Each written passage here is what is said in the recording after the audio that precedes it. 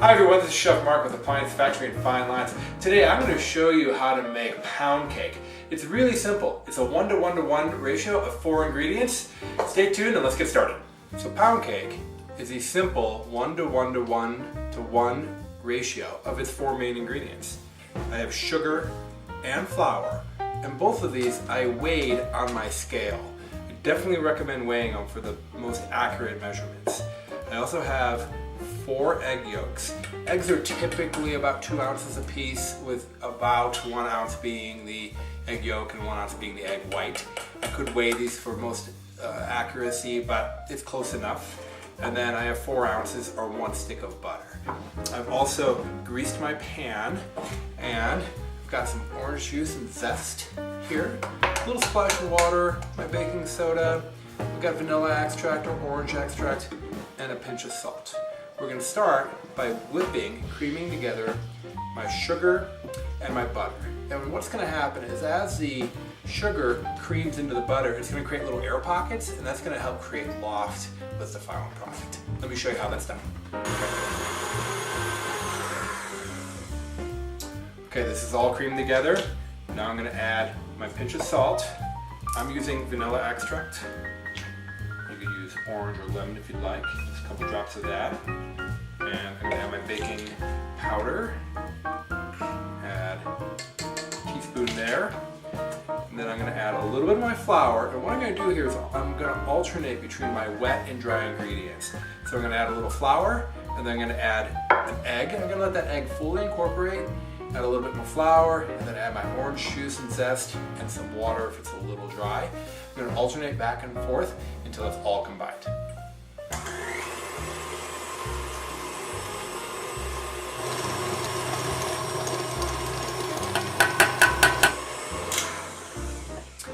I'm going to scrape the bowl, mix it just slightly more, and it's ready to go into the pan and into the oven. Now when I bake this, I bake it at 375 degrees in a convection oven.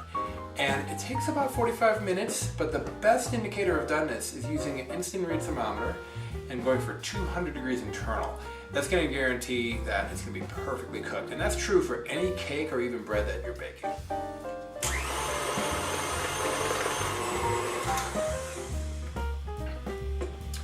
Okay, my batter looks great.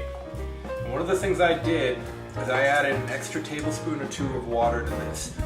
Up here in Colorado, it's very dry, and that tends to make baking a little tricky. It's not so much the elevation as the lack of humidity that sometimes creates our cakes from falling. So by adding an extra tablespoon or 2 of moisture, water preferably, to a cake mix, what that does is it slows down the chemical reaction of the baking powder and baking soda, allows your cake to rise a little bit more slowly, and what that's going to do is help that structure set. I also run my oven just slightly hotter. You heard me mention 375. Most cake recipes call for 350 degrees. By running just a few more degrees hotter than the typical recipe, that's going to allow the structure of the cake to set sooner, and both of those things are going to help combat some of the issues we have with elevation baking here in Colorado.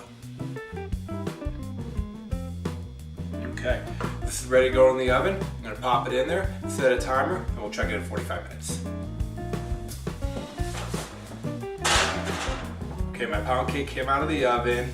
It took 45 minutes on the dot, and I let it cool off. And it's been cooling for about an hour now. And perfect. See how it popped right out?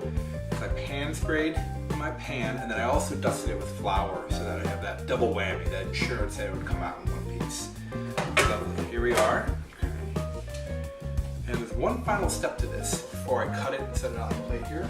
I want to glaze this with a little bit of apricot preserve. So I find some apricot preserve and apricot jelly, and I just heat that up in a pan. It's going to give that a nice little glaze. I think that really completes the picture here. Gives it that nice shine and really pulls together all the flavor. I'm going to slice this. Yeah, that looks great. Be careful. You can see it's a little crumbly on me. If it cooled overnight, it wouldn't crumble at all. So that's just one tip there when you're serving this. And this looks marvelous. Wonderful. Chef Mark with Appliance Factory.